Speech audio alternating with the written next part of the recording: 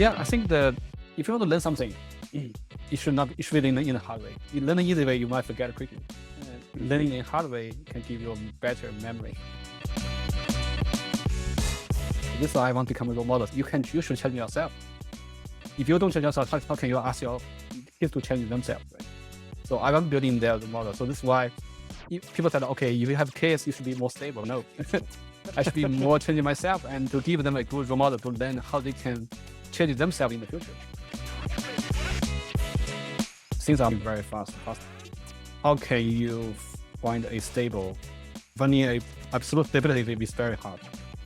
You should be more flexible and willing to challenge yourself all the time. Hello, everyone. Welcome back to the show, Venture Vibes, where we meet cool people building cool shit. Today, we're talking to Robert Dong, the ex-head of product at TikTok, ex-Meta, Cruise, engineer turned PM turned founder, who's been working on AI since before AI was cool. Robert, could you tell us a little bit about yourself and your experience? Pretty unique combination of skills in a pretty hot field today, and whatever you can tell us about your new startup. Oh yeah, absolutely. So I can introduce my background a little bit. I came to the United States in 2003 after I graduated from China at college. And I came here, United States and Florida for my PhD on computer engineering. Then I finished my PhD in 2007. I came to Silicon Valley. So I've been here for about 16, 17 years. It's like a veteran from engineering background. I started my career as an engineer in Cisco, became an engineer manager later. But I have big passion to building stuff from 0 to 1.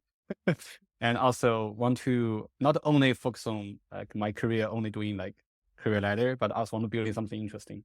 So this is why I took an MBA in Berkeley Haas, and my focus during my MBA is entrepreneurship and product management. And during the time when I switched my function from engineering management to product management, I also found AI is my really passion area, or among all the technologies I can take a look. So that's why during my MBA, I switched my gear from a engineer manager in networking and to an AI PM for PM in AI. So then I joined Facebook and I called Meta now in 2016 and doing different kind of AI products in Meta. Then I joined Cruise, another self-driving car company at San Francisco. I've been there for 2 years building self-driving car. I'm the perception product lead there. And my last 2 years, I'm working at TikTok. I'm building their TikTok creative AI. You can think about it for building AI products for TikTok advertiser and agencies to help them to create TikTok style ads at scale.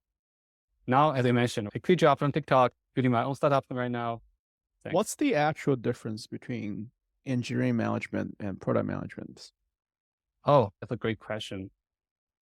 I think the major difference is engineering management is more, I think, people management, right? People management is it's a little different from, I think it's huge different from product management, to be honest. Because for people management, what you want to focus here is how can you grow the team, grow your people, and also grow your scope. It's like a multiple dimension that you have different KPIs. I think for product management, because my passion is about 0 to 1, so how can I grow a product from a concept idea, right, to a final deliverable products? I think the technology, the frameworks, your KPI, your paths will be hugely different. So this is why I took an MBA to learn the frameworks, but also trying to do some case studies and to doing everything there to make the switch. Is that your question? Or see? Yeah. I of course understand the difference in terms of in the industry, but I often wonder why don't they just when people are talking about product management, right? And there's engineering team. I feel it's just one team.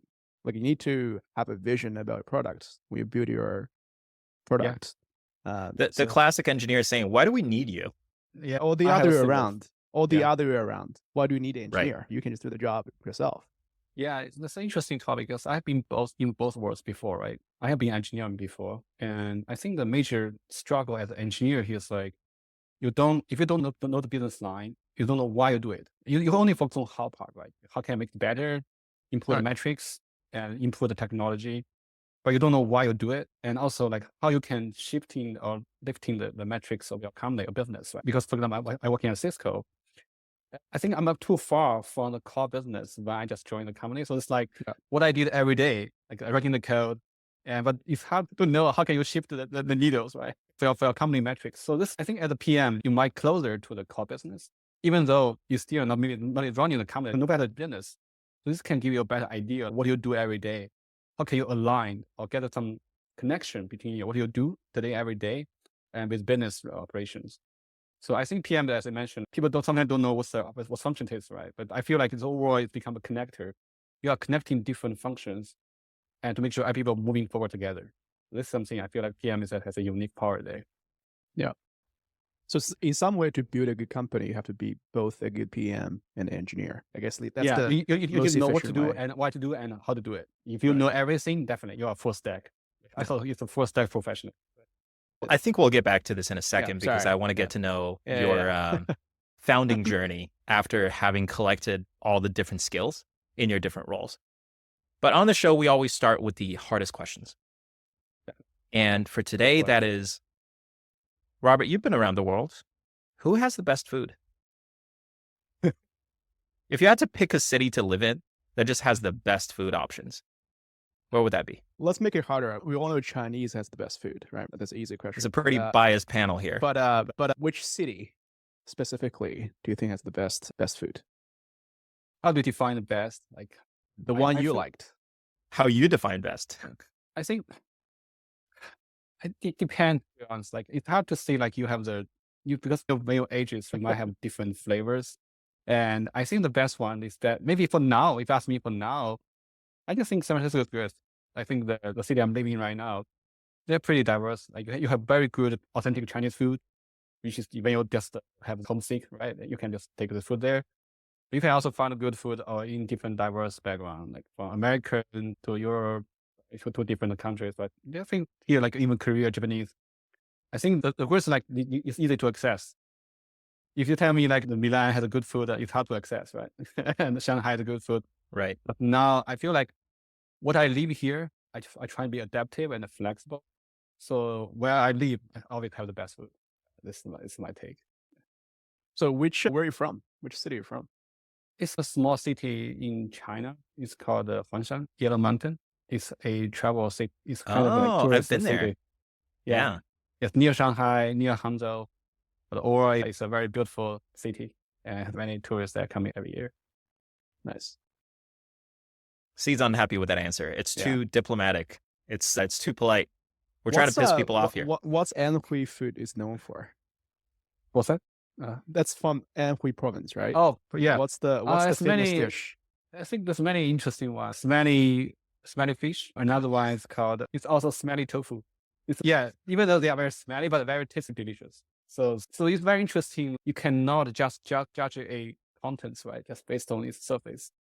It's even very bad, but actually taste can be good. So this is it's very interesting. And philosophy also there. Do you miss those food?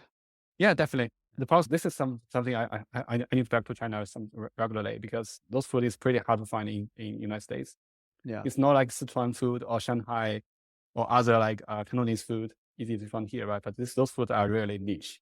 I saw they are really niche. So you need to prepare hometown to taste it. All right, let's move on to the next section. We have a lot of AI companies that's getting founded or has been founded. Yeah. Do you think it's a little too late already to start your AI company at this point? Well, that's a great question. I think it depends.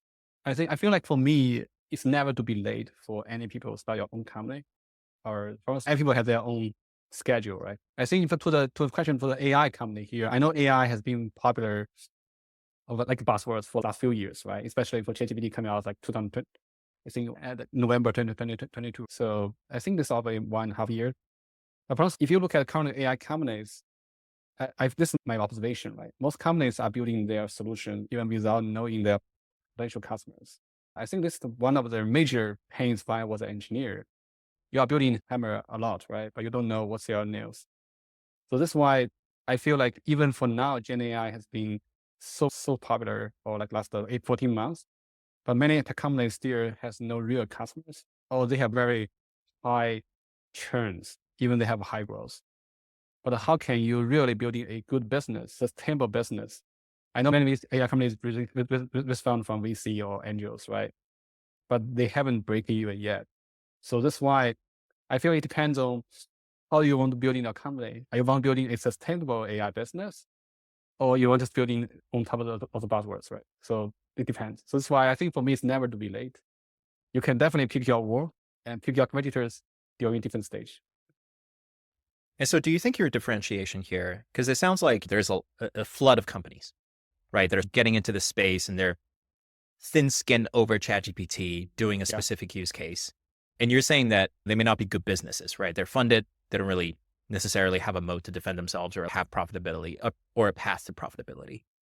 Are you saying that your belief behind your ability to found a company here is that you have some unique insight in terms of what would make a actually working, sustainable business?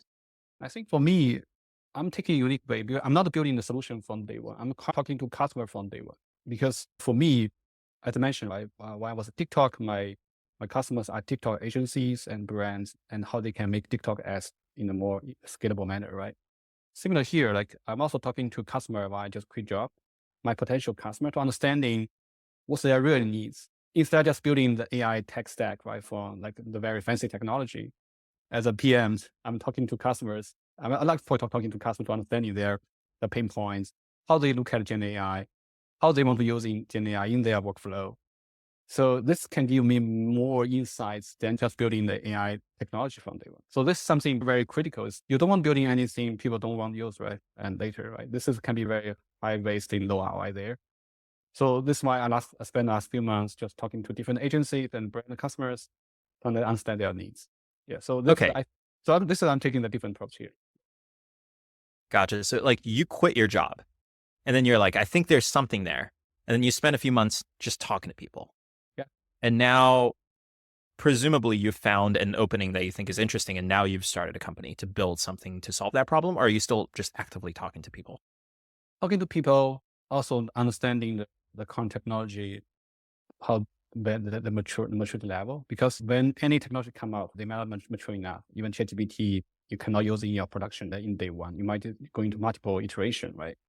And also doing fine tuning or retraining stuff. Similar for videos. If you see current video created by, I just want to mention a few companies like Runway or Picas, right? Will not be easily to use in production yet. Because I know that's pretty interesting, engaging, right? Very funny one, but the problem is like they are not authentic enough. The temporal consistencies, the characteristic consistencies, there's many known problems right now, right? So this is why when we talk to customers, they also know those companies, but they said, okay, it's not mature enough. They're not good enough yet, right, for production yet. So this is why I can see some use cases there, but once like, if you want to just put in this in production, it's not there yet. So that's why we need to talk to customer to understanding how they are looking at technology and what kind of use cases they might be interested to use those technologies. So this can be very critical to understanding what's the early product market fit looks like. So you would say one of the advantage you have is to be able to understand what your customer needs, basically find the problem to solve, right? How are you, I'm curious, do you already have your team or are you going to build this on your own mostly? Oh yeah, we have a small team. Some friends. I'm full-time right now. We have another few full-time people. And we are building MVP right now.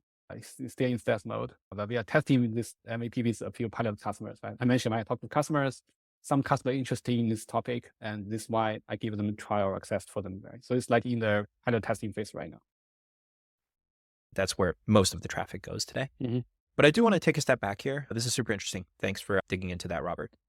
One thing we love to do with all the guests is getting to know you a little bit better for both of us, but also for our audience.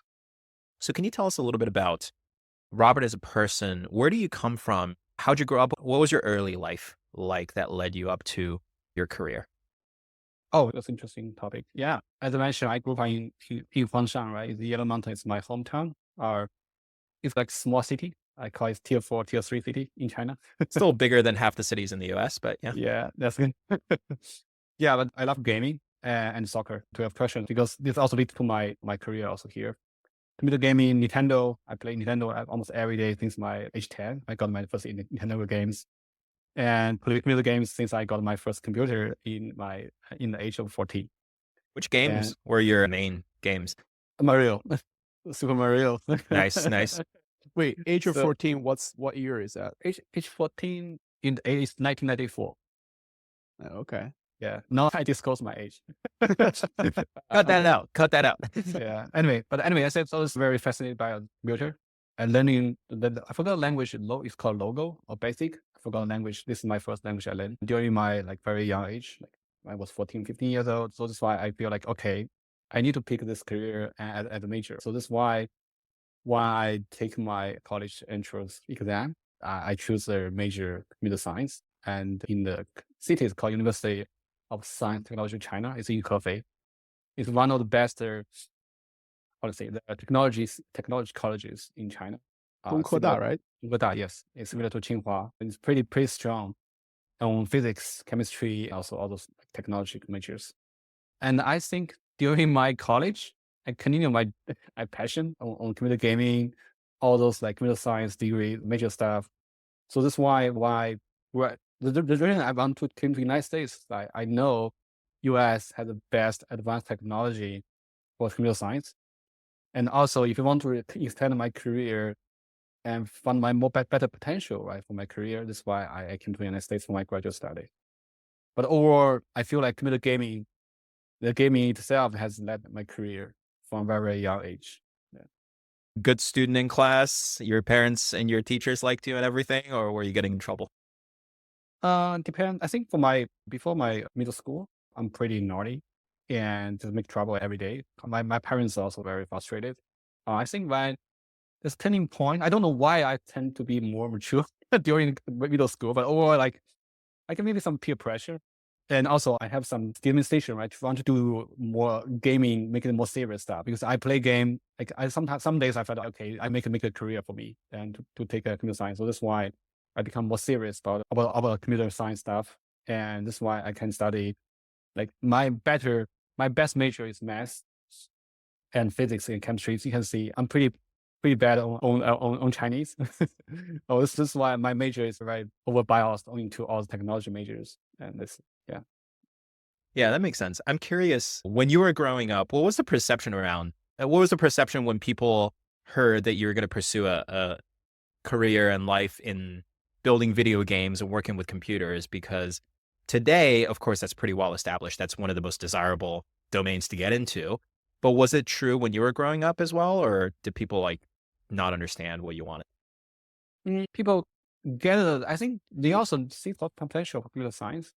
But I think that at the time, people want to pick the finance major or even a construction major, right? Because the architecture feature, because the major is more popular. Computer science and industrial engineering is good, but overall people see it as just engineer. The people feel like they may not be too much potential you can reach to. I feel like they see some potential, but they don't see potential like today, right? So it's a huge difference there. So I think that time when I completed my middle school and trying to pick the college and major, as my parents said, okay, you should pick the doctors or even lawyers or finance, right? And I think that no, I pick computer science. This is my passion. And also I want to learn computer science after I graduate. I came to the United States. So that's why I have this kind of like the demonstration or goal here, a very clear goal. Finish my college in computer science, then come to the United States, continue my study, and then came to Silicon Valley. Because I think Silicon Valley, in my younger mind, I feel it's more like a dream place for engineers, and not like an engineer for any software engineer in any degrees or any computer science majors or areas, not only gaming. So I have this kind of like dream goal, and yeah. So did Silicon Valley live up to the dream you had? Yeah, I think so far it's yes. I think you can see like I stay here for 60 years already, right? And I feel like the space here, I like the food. Also, I like the weather here. And also I like the vibes here, the ecosystem wise, like engineering, product management, and ecosystem for entrepreneurship, building startups. So I feel like overall it's aligned with my thoughts. So both Hans and I grew up in China, obviously, and you are from like a little bit older generation, right? I know. 94, I was born, barely born for a few months. I'm curious, even when I was growing up, if you say playing games, there's like a stigma tied to it. And if your parents are conservative, they might not even allow you to play games. Gaming addiction was a big thing when we were growing up, right? They were cracking down on it. Yeah. So from a younger age, you're pretty into computer games. Was there any pushback on that from your parents, or your parents are Absolutely. pretty supportive? Yeah. I have a similar like screen time today with the kids, right? We have the gaming time every day, right? Like you can only play half an hour, right? Every day, or even weekend. Maybe weekend you can play 1 hour or something like that. We do it. My parents do limit my time also there. And also, I think this is something is aligned with your generation and the younger generation, because for young people, they don't have good control, right, of themselves. Like even for me, it can be addiction there, I feel like. But I think for me, it's good things like, why just play the game for 1 to 2 hours? I may get tired. I need to take some break. And because you cannot constrain your mind to focus on one stuff for a long time. I need to do some like other things to balance it. But I can see that addiction can be a problem, common problem across different generations. Not only gaming, for other stuff also, right? Like TikTok? Yeah. It's another topic, but overall TikTok is algorithm control addiction. No, I think this can be interesting another topic. Yeah. Arguably one of the most widespread, like it's so successful as a product that you could argue that it's addiction for a lot of people. Yeah, one thing I want to talk TikTok is people are interesting. Like people want to look at entertaining content, but if you look at ads, I'm building the commercial content, right? But people can easily see, okay, this is the ads, and they respond quickly, right? So this is why it's frustrating a lot of brands. How can they make an interesting TikTok ad, not only entertaining but also convertible, right? Because they want to have a conversion rate. I have an idea. Interrupt them with an unskippable video ad, and then put a tiny button that says skip ad and make them wait. Just totally original idea here. It's like doing clickbait, right? I'm kidding. This is what YouTube does. Totally different tangent to go down there, but we'll return to the topic. Yeah, that's fine. Wait, you don't have a YouTube Premium? I do. Do you? I have also. Yeah. Anyways, do you guys actually use TikTok? I'm curious. Oh, for me, I'm using every day. I need to make Uh-huh. sure I know the trend. I know I need to know everything people love at most of the time. So different dancing stuff, dancing movement, because the trend is moving very fast in TikTok. And if you look at the content itself, it can be very diverse, from AI video content to different various dancing movements, and to the latest like news or some updates. That's pretty diverse content inside. Cool. I use So- TikTok. I post stuff mostly. What content you post? Oh, I play video games and I play put clips Oh, of my Got gameplay it. Okay. in flight simulation on there. It's a weird niche, but there's everything on TikTok. Yes, and yes, it's just yes, like yes. easy Gaming to video is build a good. Yeah, following. absolutely. Cool. So moving on from this, obviously you went to a very prestigious college in China. Then you went to University of Florida for a PhD, right? Yeah, No. it's called Florida International University. Cool. It's in Miami, a public state university in Florida. So you got a PhD there. Then what was your first job after graduation? And obviously you choose to stay in the United States. What did you make that decision? I got a job at Cisco system because the reasons I'm taking my major is computer networking, or doing my PhD, and it's on TCP IP optimization, it's protocol optimization. And that's why I picked the Cisco. At times, Cisco is the best company for networking company, right, in the world. I become a software engineer in Cisco.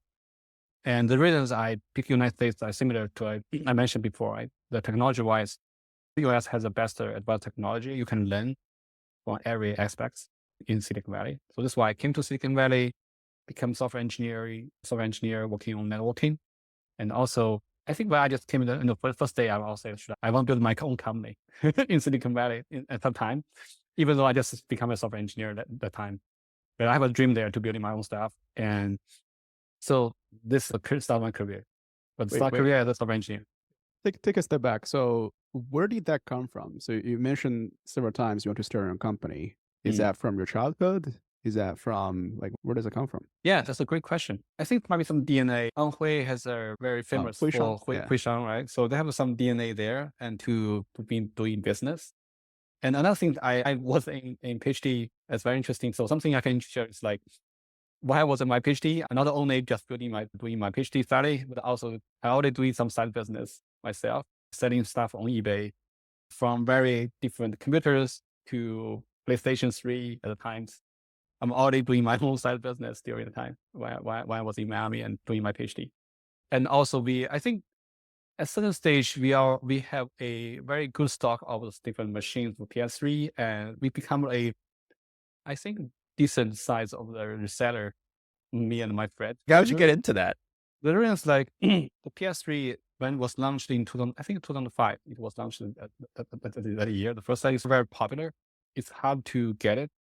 So what we do is we just went to different gaming store, restock it and stock it, and then we are selling as a wholesaler. And I Nice. think that And you sold online? no, we sold online, we sold offline also. Finally, we sold Nice. offline to a South America reseller. So he I think he bought like 100 PS3 machines at the time and stock at home, and we sold it a few months. I think very interesting is like, I don't know how to build in the United States, but I feel it can be easy because I learned the whole cycle is okay. I think doing business in the United States may not be that hard. I do pay tax later. Don't worry about it. I think this is the thing. I was going to say. Yeah, I know you're going to ask this question, right? So, but I just want to, during the time, I'm already talking to customers what's PhD, because I'm talking to customers who want to buy those machines. And from the phone, from emails, I'm doing my own customer surveys. It's very interesting, like during my PhD study, I can still do those things, right? People asking, okay, yes, I think I can find some side time. So this is why I already had this business idea and trying to do some business as a side project. Yeah, if you ask me, this might be the original idea and doing my PhD. Cool. So next, I want to dig into a little bit of your transition from engineering to product. So after you graduated, you went to work at Cisco, right? And then you also worked at HP, Hewlett Packard, as a senior engineering manager. So at what point did you decide, I think at some point you left and you got your MBA and transitioned into product management, right? Yes. The reason for the switch is like, when I take them to the courses MBA, right, in Berkeley, I'm already taking a few entrepreneurship courses. One is called Lean Launchpad. So Lean Launchpad is a 12 weeks incubator or accelerator programs you're taking in the class. You have an idea, you form a small team, like 3 to 5 person, and you try and validating the idea. So why am I talking to a customer now? I'm talking to a customer during my MBA already. You can see that people say that they are not practical. So this is why during our MBA course, we already forced us to talking to customer from day one. So at the time, our idea is similar to Meituan. It's more like a food delivery setup. What we do that is like we building the website and talking to potential customers who want to do those food, right? Deliver food. It's like 2013, 2014, sorry. The times, it's very early stage of Meituan. We were talking to customers to understand do they have a need for food delivery? What kind of food they need? How much they want to pay for it? So we're talking to customers like every week, like about every person like talk to 5 to 7 customers every week. Then finally, within 12 weeks, we're talking to about 140 customers. And to understanding is it really a problem? Or is it really a good solution to solve this problem? Like something like that, to doing some validation here. So this is why I feel like building a startup is trying to validating your idea, validating your hypothesis here. So I'm also taking a similar framework when I'm doing my own software right now and talking to customers, validating my original hypothesis and trying validating my solution. Is it really a good solution to this problem or not? Or is it really a problem here? So that's why I'm taking the framework already. Yeah, I think what you learned there makes sense. I guess I'm curious about why you even thought of making that move, right? Because you've been working as an engineer. Presumably, if you wanted to, and you were in Silicon Valley, like if you wanted to start a business, an MBA is not a requirement. You could just be a technical co-founder. So what made you want to invest time and money in an MBA and get into product?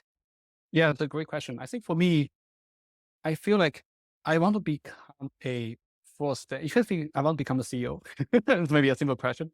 But I don't want to just become the CTO because I feel like I have some business ideas, not only from technical perspective. I want to understand how I'm building a product can be sustainable and viable for commercial usage. So that's why I want to learn the business framework. I want to learn the business knowledge. And instead, I just find a good partner. I want to learn myself. That's why I do want to take an MBA to learn those technology, to learn all the frameworks, and then how the business runs, learn how to talk to customers. I know this can be learned outside MBA, but I think MBA can give you it's more like forcing function, or it's like a good workplace for you to learn everything together in a batch way. So this is why I took an MBA. Is there a full-time MBA or it's a part-time? It's part of MBA. I'm taking even weekend MBA in Berkeley has, or you can do like Tuesday, Thursday night, or you can do weekend. Nice. So you didn't have to like actually quit your job to do it. Yeah, I don't quit job. This is the good things, like you can still have your full-time job. You can pay your tuition using your own your salary, and you get some reimbursement from the company. But meanwhile, you don't lose your connection for industry. You can still have your industry connections, have consumer, your industry knowledge, and also then you can learn also MBA class. But basically, you might not have good connection or interaction with your classmates. I still feel that this is a little regretful. I need to find more time with my classmates, really more connection or relationships there, which is I'm still regretful right now. Yeah, definitely. We chatted with folks that sort of go to, I don't know, MIT or Sloan or like MIT is Sloan, Harvard Business. And a lot of the times the takeaway is that the knowledge is valuable, but the network and the people you meet there arguably is more valuable. That's right. And so there is a trade-off there, but you saved a ton of money and didn't have to quit your job and you were in touch with the industry. So I think that all makes sense. One concept that came up a couple of times so far that I think is super interesting is you mentioned that you wanted to be full stack. And I guess it's not like in the engineering sense, but rather you wanted to be a full stack founder, full stack leader, full stack CEO, if you will. At what point did that become like a goal to you? Did you have a realization at some point that you didn't want to delegate certain things and you wanted to be the person who knows it all? Yeah, so that's an interesting question. I think for me, being a full stack founder, you should know every aspect of your business. And the passion about why I become a full stack founder, I found my personality is pretty balanced personality. I don't want to jump deeper into one area. I know many good people, they want deep into technology, right, or deep into business.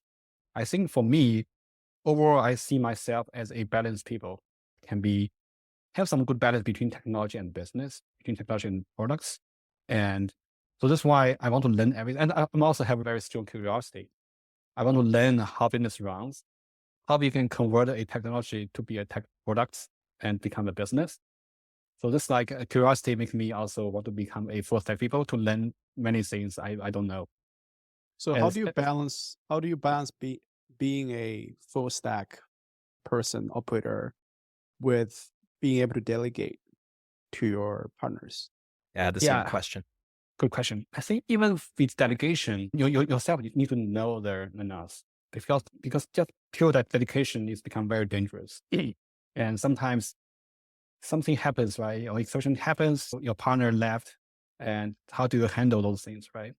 It's, even when I was engineer in Cisco, I'm responsible for like the module. I know everything about this module, which means we have, I think the time we have a 3 to 4 person folks building this feature, but myself, I know like very beginning to the end of this features. I know everything about the feature, which is even some people left or they're taking vacations. If some bad thing happens or your customer has a cause, right, you can still handle it properly. So I don't want to fully depend on one thing or one person. And in that case, I feel like maybe if you ask me, maybe I want to get a full control. Maybe I need to full control for my business or my area. This can give me more confidence and more peace of mind. Yeah. If you ask me like why I want to stick to be a balanced people and know everything. But at least I know everything's like you can even know how you can delegate, right? Because without knowing those things, delegation becomes challenging also. You might delegate to the wrong people, right? You might delegate the wrong patterns to the wrong people. So I feel like you should know at least something about every aspect. Then you can doing better your job. That's my take. How do you weigh the situation where you have to trust someone else more than yourself? In terms of, do you think there are areas some other people are better experts than you? The areas you have knowledge about it, you have opinions about it, but is it fair to say that there are situations where you might have to say, oh, this person, I don't agree with the decisions, but he's the better person to make that call? Does that ever happen? Yeah, definitely. I say a point is like, you cannot know everything, right? You might know something about everything, but you cannot, because you want to become balanced. The trade-off is that you cannot go in deeper in any aspect, right? So in that case, you do want to believe certain expertise on certain people, like they might just go in deeper than you. So you might believe their own judgment, but at least you know something about what he said. You want to know where she or he come from. So this why it can give you some confidence. Okay, even though you have disagreement, but you might believe your people's judgments. But it happens sometimes, like during the during my career and during my startups, because we are exploring many unknown space right now, during startup right now. But for example, if you look at Gen AI technology, if you look at AI video technology, diffusion vs transformer, people have a very interesting topics there. Is diffusion become the future video generation technology main stack, or will it be transformer, or it can be mix of them, right? So I think for me, I believe maybe I will dedicate to the expert people to make the right decision. But for me, I want to say how we can make the technology works for the use cases. So I don't stick to any like specific direction for technology wise. I want to make sure like we can build in the products can be used by people. So that's something I take a little different approach for. I should stick to a certain direction approach for technology wise. Cool. I have one, or I guess two more questions trying to wrap your, I would say, corporate experience before you're Sure. starting your company. What is one biggest learning, if you have to pick one? What is the single biggest learning you had from the past almost 10 years, right? 7, 8, 9 years of working for big corporates? You should control your own career. Just as I say, like you cannot depend on your company to grow for you. So what I mean is I've been big company before, like Cisco, HP, Meta, Cruise. I say Cruise maybe is not big. TikTok is good, it's big also, right? So I think every big corporations, they have their own, for example, training program, like something like to try and train you, right? But I promise they are trying to optimize for their company goal. It's not optimized for you. I think what you want to do is based on your career aspiration. You should control your career from day one. Like, how do you want to grow together with a company, not only just working solely for the company? Because I feel like sometimes the goal between the company and yourself may be a little different. So that's why I feel like how can you make the right choice and pick the right decision, pick your own career path? Because for me, you can see I switch company quite often. The reason I stay in Cisco for 80 years because I need to apply for green card. I feel like if I have a green card, if I'm already the citizen, I might also my company maybe 10x or 2x or 3x my current company switch. So I don't want to stay in a company for a long time. The reason is I want to challenge my own comfort zone. That's one interesting Berkeley has a slogan called challenging the status quo. So you want to challenge yourself. You want to challenge yourself because I feel like when people want to grow, you need to be in a discomfort zone. Because when you're challenging your discomfort zone, your comfort zone, you might be grow because mention growth is more like growing in your unknown space. And it's always a painful experience. And some people just want to say, okay, if I stay in one company, the company will take care with me, right? You might be just grow together with the company, but promise like this might not be the right approach. Sometimes you might need to just jump out of the comfort zone and doing your own stuff and pick your own battle. I feel like this is something people don't want to do. Most people don't want to do that, but I think that it's something I do want to point out. If you want to really grow to be in your ideal or person you want to be, you want to change yourself most times and trying to find your own battle to be. So what made you finally make the call to not working for other people at all and starting a company? What made you to take the plunge? Yes, I talked with my family. This is a big decision, right? I think there's a few major reasons. Like one is like flexibility, and also another thing like better control of my career. Because the reasons I have two baby right now. One is a 3-year-old, one just a newborn. I think the reasons I feel like the reason I jump out very soon is also I found out I need to find a better work-life balance and have my own company. I can give me my own schedule. It can give me better work-life balance for myself. That is the first time I've heard someone say starting a company is good for your work-life balance. But I guess TikTok must work you pretty hard. Yeah, I think the startup company definitely you have kind of thing to do right yourself. I think or you have better control your financial stuff, your own time, your schedule, and overall I think it's my own growth because I want to become a full stack people. Right? I mentioned it, right? So I think become just doing things in cooperation, you might just optimize on certain aspect of yourself. You are not building a full stack yourself. And another thing is I want to become a good model, role model for my kids. I want to become a full stack myself. Then I can teach him how or her, right? How can she or him can become a full stack himself, right? Because maybe this is my bias because I feel like people should be a full stack because otherwise person will be biased. And this is why I think become a entrepreneur or founder can teach many unknown stuff for you. It's more like forcing function for you to learn those things quickly and without any hesitation. And you don't have any excuse to not to learn those things. So this is a very interesting. Wait, so Yeah. you mentioned, so are you saying this give you more financial stability, or are you saying Not stability, it's like control. It's more like flexibility and financial. Okay. I think for now, building startup definitely is not a financial ROI. It's not positive because Right. you spend a lot of time, your energy, but you cannot generate much revenue for now. Right. Right. It's overall, I think short term wise, definitely is low ROI, it's negative ROI. Longer term, you never know because your return may not be only financial. Your return can be many other aspects. This is my take because I'm still very optimistic. There is like, I know in current this year or last year, fundraising is not very easy, to be honest. Yeah. And also overall, you can see the high interest rate. And many VC don't want to invest too much, and growth of the company become very challenging compared to 2 years ago. So people will also ask me why you pick this time to do your own startup. And I feel like this learning in a tough situation is good because you can push yourself to learn more. You can grow. Right.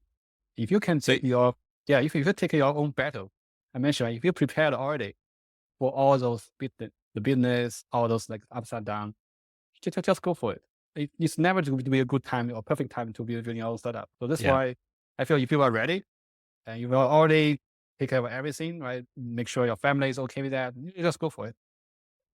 So what I'm hearing here is Robert says, life is hard. Good. That's my takeaway. It's a good thing that it's hard. It should be harder. Yeah, I think that if you want to learn something, it should be in a hard way. You learn the easy way, you might forget it quickly. And learning in a hard way can give you a better memory.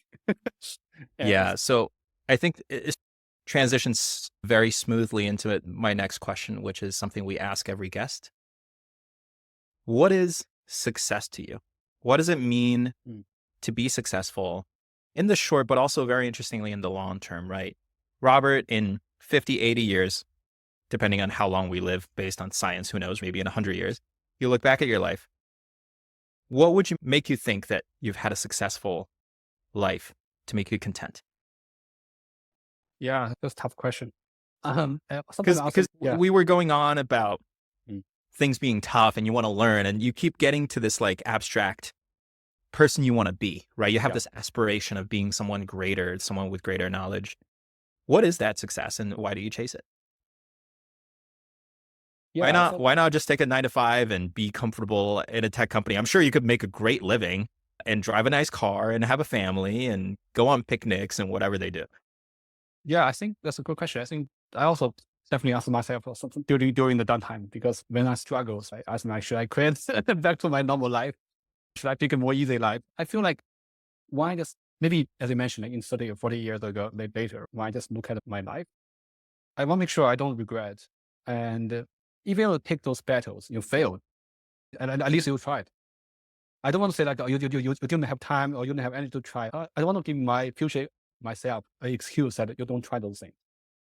I feel like if you have bandwidth, if you're already ready to take your challenges, just go for it. Your time is short. Definitely it can be failed because startup is always almost failed, right? 95% of startup failed.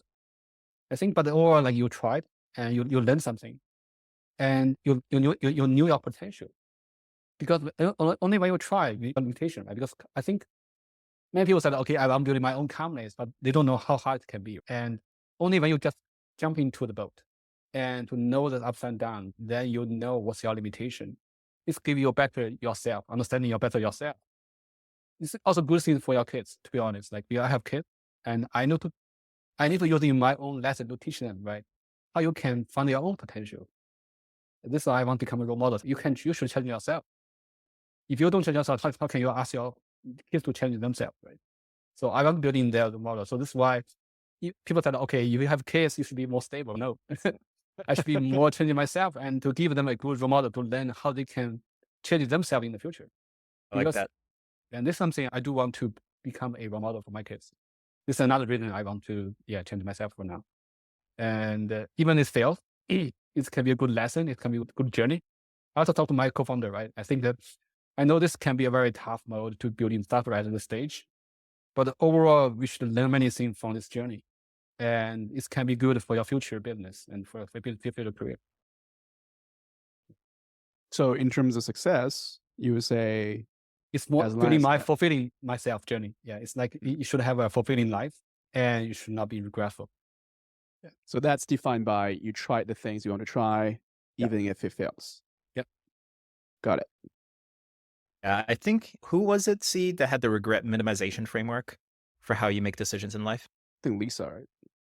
Yeah, I think we've heard that recently. But basically, it sounds like there's two things going on. One is regret minimization, and one is setting an example for your kids. And the counterintuitive, and I think it's a really interesting opinion, that stability is not necessarily the best thing for your kids.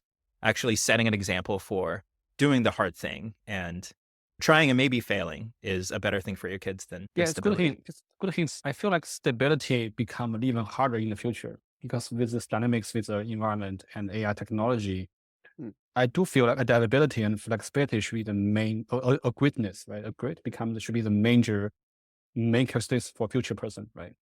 Because things are very fast. How can you find a stable? Finding a absolute stability is very hard. You should be more Yeah. flexible and willing to change yourself all the time. I feel like this might be, so this is why I feel like economy and society become more and more tougher in the future. So that's why you should prepare for your kids for that. Yeah, that's a really good point. Because I feel like I talk to friends and acquaintances, and something that people joke about all the time is like, why would you want to bring a kid into the world right now, right? It seems like there's so many challenges with That's right. with climate and the economy and the population structure and the politics around the world being so dangerous. And I always felt it's counterintuitive. Wouldn't this be the best time to bring kids into the world? Because what kind of weak ass kids do you want to bring that cannot even take any uncertainty?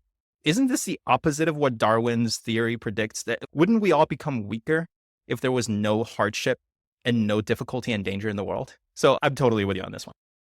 Yeah, thanks. Yeah, I think the people, as I mentioned, the growth needs to come from your discomfort part.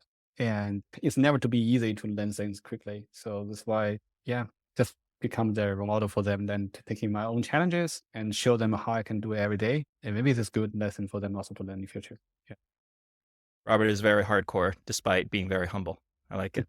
Robert, you're an AI expert, and human beings are spending a lot of time trying to iterate on AI to make it more human. But there are a lot of tasks nowadays that are actually pretty easy, pretty intuitive for human beings. Very easy for us to learn, but very expensive and challenging for AI to learn, right? Literally spending millions of dollars buying GPUs to train them over millions of hours. So I guess, do you have any opinions on that? Why that's the case? And is there any way to break through that? Yeah, I want to use an example for driving, right? Because driving can be boring and it's very repetitive, right? And problems like even for now, after 10 or 15 years later, right? Since we have the first self-driving demo, like in 2010, 2009, self-driving cars still not in the reality yet. I know it's still in the I thought it's in the half production phase, right? Some cars will drive in the city in certain time, but I think the major reasons here, like the other edge cases and corner cases, is hard to handle for AI to handle properly. Because for humans, I think the difference between human and AI is human AI need to learn. Even we have reinforced learning, like we can talk about data, but overall, it's trying to learn from the past cases, right? But for certain scenarios, you have many edge cases or corner cases you cannot handle properly. So in that case, if you want to put in the AI in production, you need to handle all those, like we call the 1% edge cases properly. And without handle this properly, it's really hard to put in production. This is why I think self-driving car has a big problem right now. It's even has been 15 years, 10 years, tried training on different data or use cases. You still cannot handle 100% of the edge cases. So this is why you can see sometimes in the accidents, the AV can still making mistakes. So Right. I think to our question here is like, for AI, how can we reach the human like AI? It depends on your training data, definitely. And also your, how to say that, your algorithm or your models, like the capability to learn all those edge cases. Or do you need to have another backup solution to handle those edge cases problem? So like only pure AI may not be handle all those cases properly. So how can you find a good complementary parts to handle the edge cases? that definitely remains another open question here. But overall, I feel like AI itself may not be solving all the problems the human in the life right now. But so is there anything special about our intelligence? I think ChatGPT showed us to some degree that human beings are not special, right? We're pretty much just predicting the next word anyways. I think more precisely, ChatGPT demonstrated in a subdomain where people really used to think poetry and natural language conversations and multimodal at this point, right? We always used to think, like 10 years ago, if you ask somebody where automation would happen, people would say blue collar jobs, factory floor. Now it's, artists and poets and maybe engineers and product people are getting disrupted. But yeah, your point stands though, right? Like it's only a small subset. No, but I guess what's impressive about human intelligence, I think, is very effective, very power efficient, right? I don't run on 10,000 watts powering my brain. I eat a lot of meat, but that's what, 20 watts to run this shit compared to many GPUs. So I guess I don't want to get spiritual about this, but anything special in terms of human beings have the idea of consciousness when we explore the world, so that somehow, due to evolution, our model becomes really power efficient because of survival, right? Basically. Is that a necessary thing to replicate if we really want AI to go to the next phase compared to just dumping data into it and hopefully something comes out? Oh, that's a broad question. But I think I agree with you, like human brain is more power efficient. This is why we have the attention model, right? The attention model is trying to make sure people only focus on a certain area for the model, right? To learn the better things. I think many algorithms recently, which is breakthrough, is learn how the brain works, right? Like attention model is one of them, transformer is another one. Maybe in future we have another model can be trying to learn from brain, right? Maybe trying challenging transformer. But I feel like what we do right now is trying to using AI to learn how the human's brain works and simulate them. And this is still it's still a learning phase right now, to be honest. I think if you ask me like when the AGI can be hit, I think AGI is not only power efficient, but also when we can go beyond the human brain, right? But this is maybe another topic. It's like, how can we find out the limitation for human brain and go beyond it? I think currently the algorithm is still trying to learn how the brain works. I think it's still in the first phase right now. Yeah. This is my take. To push on that more specifically, do you think, knowing what you know about AI, there's anything really special and impossible to replicate about the human mind in an AI? Or is it really just a matter of time and there's truly nothing super special, right? Given enough time and resources in R&D, there will be an AI that is better than humans in every possible way. There's no irreplaceability whatsoever. Yeah, I think that's a good question. I think the human brain, I feel like it's very interesting that it has both logical and non-logical part. I think the logical part might be easier because we can use some raw inference to inference it as a transformer, right? I think the unlogical part, I think maybe I call it creative side. Because when I think about I call creative AI, creative AI, I think I think about trying to bring some creativity to your content to make it more engaging. But overall, I think there's something like Mid-Journey building right now. You can see even AI can draw very creative pictures, images, or videos, right? But even though sometimes it may not be aligned with human creativity, but overall, I also feeling even human unlogical part can be aligned with the human if we know where they come from, right? So I know logical part may be easier to get aligned with human, but the unlogical part, I feel like even with Mid-Journey, all those stuff, you can see some with labels, we can see even the unlogical part can be also aligned. In that case, the AGI might be reachable. And because we know how humans think about it from both creative side and logical way. And this can be reachable. Yeah, this is my take. So you believe the singularity is a real possibility? It's possible. It's possible because you can think people sometimes become unreasonable. But even unreasonable, maybe it has some rules come from that. Even maybe it's probably harder to dig out, but it's not. It's still doable. And I keep hearing you mentioning brain. Do you think that's the only thing it requires to be human? Like you can approach this in a more religious way, but even in non-religious way, right? It's not just the human brain that's the central processor controls how we think, right? It's bacteria in your guts also affect how you think to a degree that's pretty large due to recent studies. But I guess the current understanding of human mind Yeah. do you think it's enough to pretty much simulate how we think using our brain, or there's more to it? Does the AGI have to be spiritual in a way to fully qualify as AGI, or not really?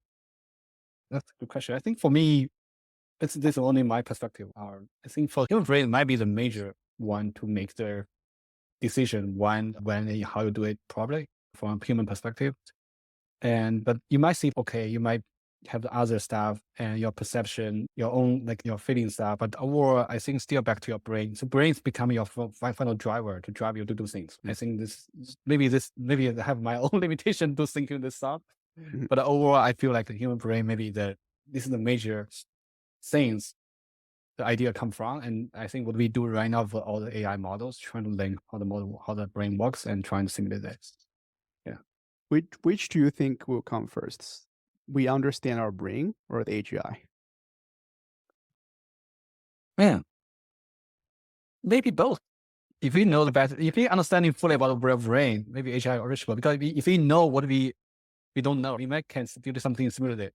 Then maybe we already reach AI. See, I think the line of questioning, right, also has this underlying assumption of AI's job is to imitate the human brain, the human consciousness. That is not a given, right? I think the question will come back to what is the AI for and Yeah. what's going to make the most amount of value in terms of economic output or military output or things like that, right? It depends on who's paying for it and what outcomes that person or that group of people want. That's right. Yeah, I think let's call it broad AI and the vertical AI, right? But overall, your vertical AI still has a dependency on the broad AI, how your brain works. And you can apply to different verticals based on, I mentioned different frameworks and different vertical task and responsibility there. But overall, this back to your own human brain works is like still back to your logical and unlogical part of your brain, right? And yeah. Yeah, I guess I'm mostly talking about general intelligence, right? Which we don't really know what it means at this point. What if general intelligence doesn't look like human intelligence, right? I No, feel it like we're definitely making this doesn't. assumption It that definitely doesn't. That's the paradox. We have to understand that from human intelligence perspective, which we cannot Yeah. by definition. So if it's beyond us. I guess back to the original question, one more question for you. Do you think there's any tasks that there's a lot of tasks that AI can do better than human beings nowadays? And there's another school of thought, like Elon Musk is trying to build the brain and computer interface to try to basically power us up so that we can compete with AI. What's your thought on that in terms of seems we're doomed to lose against artificial intelligence? Are you worried? What's the solution there? Should we all become basically cyberpunk and halfly machine? Like, how do we solve this issue? Yeah, that's a good question. I think for me, I don't worry too much about the AI's future because I think AI, even we reach AGI, still, how to say that, it's reached to the human level. It may become augmentation of human.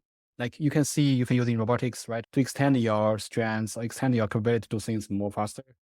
Or I see AI not become a replacement, but more a augmentation for human capability to do many things people don't want to do, like some automating some repetitive task, number one. Number two is like they can enhance the creativity or to providing more ideas for human to come up with more ideas. Number three, but depends on who is going to control this AI, right? This is another social problem here. I think huge problem.